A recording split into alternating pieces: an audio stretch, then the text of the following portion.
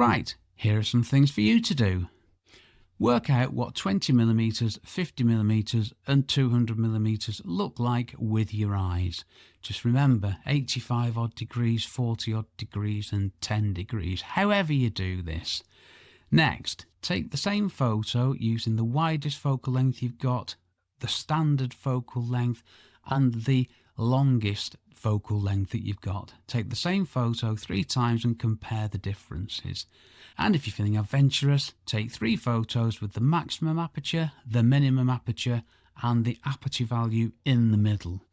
And have a good look at what you've got.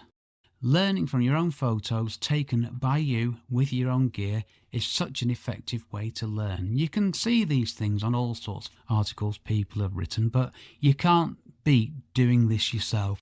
It's a brilliant way to learn about focal length and indeed depth of field / sharpness. And once you've done these things, let me know how you get on. I'd love to hear from you.